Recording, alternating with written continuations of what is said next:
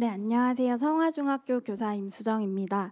저는 오늘 교과연구회와 실습학기제를 연계하여 운영한 사례를 말씀드리겠습니다. 먼저 성화중학교의 실습학기제 운영 사례와 그리고 충북의 운영 사례를 간단하게 말씀드리고, 실습학기제와 교과연구회를 연계한 사례를 조금 자세하게 말씀드리도록 하겠습니다. 먼저 성화중학교의 실습학기제 운영 개요입니다.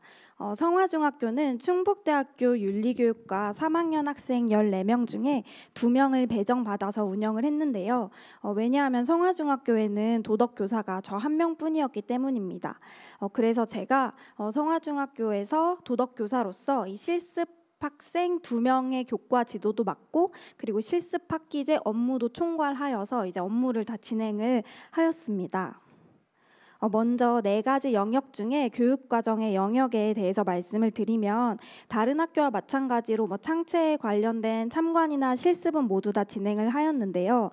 이 중에서 조금 특별하다고 생각한 부분은 도덕과 교과와 연계를 하여서 창체 프로젝트 활동을 진행했다는 것입니다. 사회적 약자 배려 프로젝트와 다문화 존중 급식 메뉴 콘테스트 행사를 창체 시간과 연계하여 진행을 하였고요. 도덕 시간에 배운 내용을 바탕으로 우리 학교에서 일어나는 인권 문제를 해결할 수 있는 그런 창체 프로젝트를 진행하였습니다. 그리고 우수 학생들에게는 예산으로 구매한 그 장애인 생산품과 공정거래 초콜릿을 주었는데, 교생 선생님과 학생 모두 만족도가 좋았던 활동이었습니다.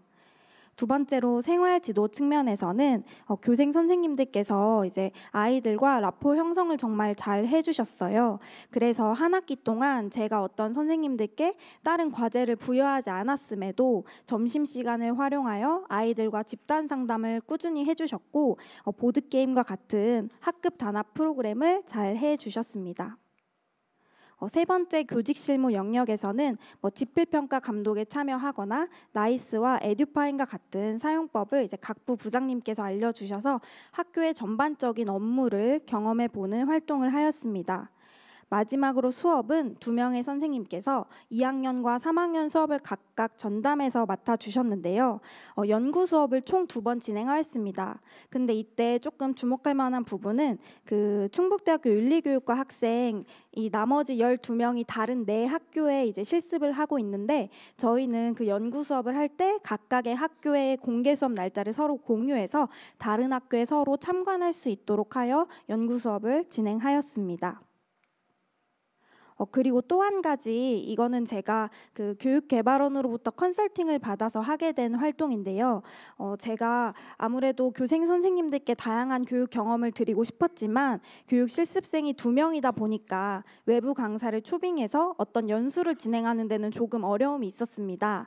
그런데 정말 다행히도 성화중학교가 그 교육 실습 연구학교라서 3주 동안 다른 과 선생님들도 함께 오는 시간이 있었습니다.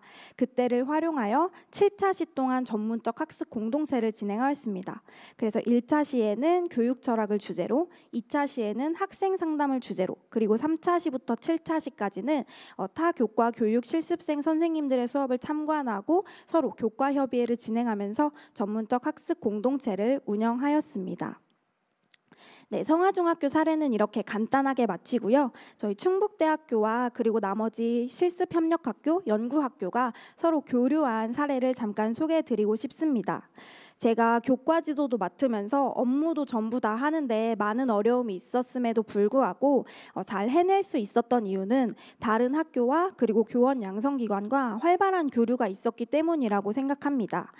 저희 충북대학교 담당 교수님께서 수시로 이제 단체 카톡방에 설문조사를 진행하여서 교사들과 그리고 교육 실습생들의 요구를 끊임없이 조사를 해주셔서 그것을 반영하려고 노력을 해주셨고, 온라인 회의를 통해서 이제 어려운 부분을 상담을 해주셨습니다. 뿐만 아니라 패들렛을 운영하면서 각 학교가 하고 있는 것들을 실시간으로 올리고 공유할 수 있도록 하여서 다른 학교 선생님들께 지금 어떻게 하고 계세요? 이렇게 조금 죄송스럽게 질문하지 않고도 이렇게 부담스럽지 않게 서로 자료를 공유할 수 있도록 운영을 해주셔서 정말 많은 도움이 되었다고 할 수 있습니다. 네, 그러면 이제 교과연구회와 실습학기제를 어떻게 연계를 했는지 말씀을 드리겠습니다. 제가 저희 충북 도덕윤리과 그 연구회 운영을 맡고 있습니다. 근데 저희 충북에서 도덕윤리과 연구회가 평소에도 활발하게 운영이 잘 되고 있는데요.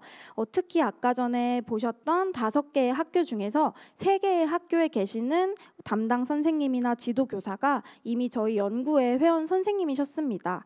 그래서 이런 멘토링 활동이 진행이 가능했던 것 같고요.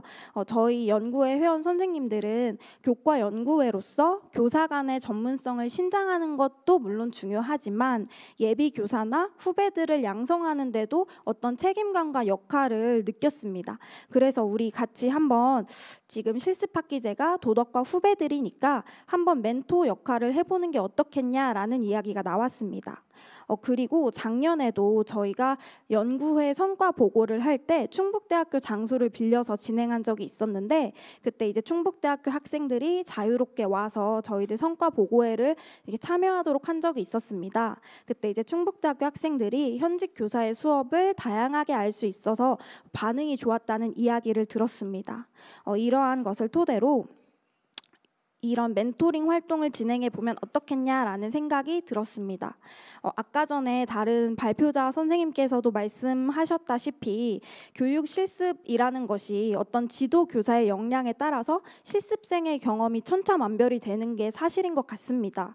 저도 실습을 학부생 때 2번 나갔지만 아직도 그때 해주셨던 선생님의 수업 스타일이 기억에 남고 그때 스타일을 따라하고 있는 것 같습니다. 그런데 제가 혼자서 이 미래에 이렇게 좋은 교사가 되어야 할 실습생의 모든 교과 지도를 혼자 맡는 건 부담이 되어서 우리 연구회에 우수한 선생님들의 인력을 활용하여서 함께 교과 지도를 담당한다면 조금 더 체계적이고 부담이 덜하게 할 수 있지 않을까 생각이 들어서 이제 충북대학교와 MOU를 체결하게 되었습니다. 이제 운영 사례인데요. 먼저 실습학기제 운영 전에 멘토 교사를 자원해 보도록 하였습니다. 연구회 선생님들께 한번 아무래도 시간을 할애해서 하는 거다 보니까 모든 선생님이 참여를 하는 건 어려울 것 같고 원하시는 선생님만 하셔도 괜찮다고 말씀을 드렸는데 8분의 선생님께서 자원을 해 주셨습니다. 그래서 이렇게 해서 멘토가 구성이 되었고요. 실습학기제가 시작되기 전에는 이제 역량 강화 특강에도 저희 멘토들이 참여를 해 주었습니다. 이 역량 강화 특강이 뭔지 잠시 소개를 드리자면 저희 충북대학교에게 많은 도움을 받았다고 느꼈던 부분 중 하나는 이 역량 강화 특강이었는데요. 아무래도 실습협력학교에서 성교육이나 청렴교육과 같은 의무 연수뿐만 아니라 평가 문항 개발과 같은 교육 실습생 역량 강화 연수를 모두 다 진행하기에는 조금 부담이 컸습니다.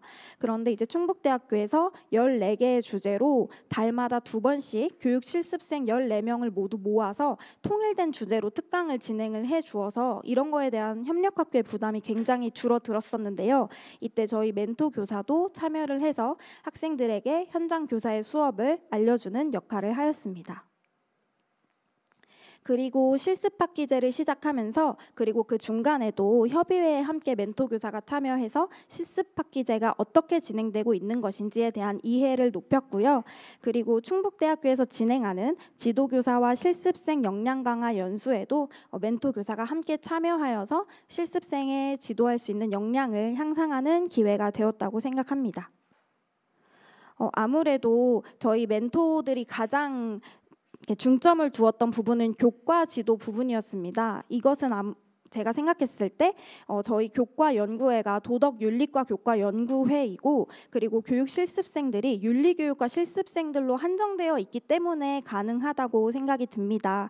그래서 수업적인 부분에 부담을 느끼는 교육 실습생분들을 위해서 웹드라이브 그리고 단체 대화방, 교육청 카페를 이용해서 평소에 연구회 선생님들께서 직접 하셨던 수업 자료와 우리가 개발한 자료를 수시로 공유하는 활동을 진행하였습니다.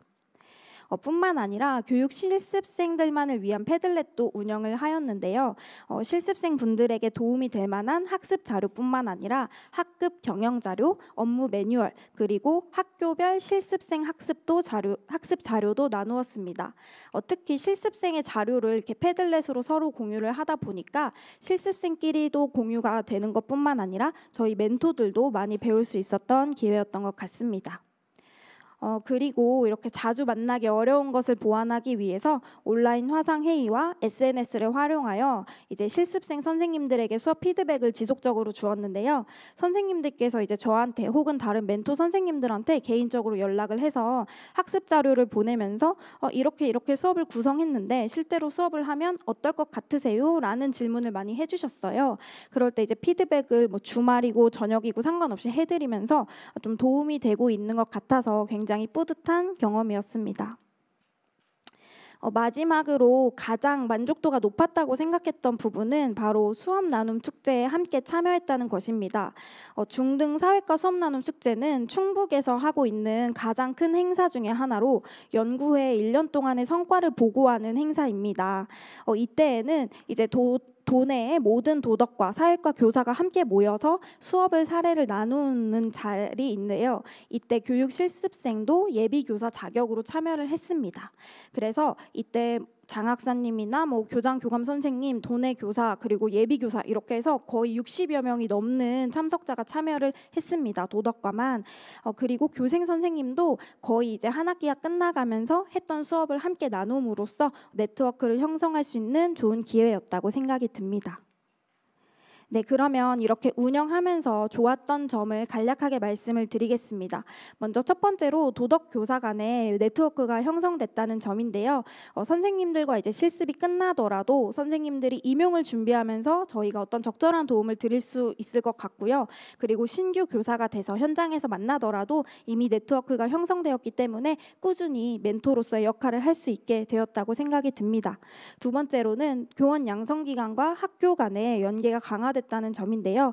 저희는 교원 양성기관에서 주최하는 연수에 참여함으로써 이제 어떤 교육학적인 이론이나 그런 학문적인 부분을 많이 배울 수 있었고, 교원 양성기관도 현장에서 이 예비 교사들이 어떤 역량을 필요로 하는지를 알게 되는 기회였다고 생각을 합니다. 그리고 세 번째로는 보통 실습을 하게 된다면 그 학교에서의 경험만 한정적으로 갖고 가게 되는 경우가 많은데, 저희는 도내 도덕 교사들과 함께 교류를 하면서 다른 학교의 특색도 이해할 수 있었고, 교육청 행사에 참여하면서 이제 교사로서 할 수 있는 다양한 경험을 제공해 주었다는 생각이 들었습니다. 그리고 함께 저희 멘토 교사도 실습생 선생님들한테 정말 많이 배우는 기회가 되었습니다. 요즘 선생님들께서 정말 다양한 에듀테크 기술을 활용해서 수업 준비를 정말 잘하더라고요. 오히려 저희가 도움을 주려다가 많이 배우는 기회가 되었습니다. 그래서 혼자 하기 힘들었던 교과 지도를 저희 연구회 선생님들과 함께 해서 잘 마치지 않았나 하는 생각이 듭니다. 그럼 마지막으로 개선점을 말씀드리겠습니다. 첫 번째로는 멘토링을 하면서 멘토 교사와 실습생 모두의 업무가 좀 증가되지 않았나 하는 생각이 듭니다. 특히 멘토 선생님들은 뭐 연구 수당이라던가 가산점 이런 것 아무것도 없이 정말 봉사하는 마음에서 본인의 시간을 할애해서 멘토 역할을 해주셨습니다. 협의회를 참여하고 연수에 참여하고 선생님들에게 수업 피드백을 제공하고 자료를 공유한다는 것은 본인의 시간을 할애하면서 후배를 애정하는 마음 없이는 하기 어려웠던 것 같습니다. 그런데 만약에 이것이 정식적으로 이제 계속 된다면 그냥 봉사하는 마음만으로는 정착되기 조금 어렵지 않을까 하는 생각이 듭니다. 두 번째로는 멘토링이 운영될 때 내실화되기 위한 방안을 조금 더 고려할 필요가 있다고 생각이 듭니다.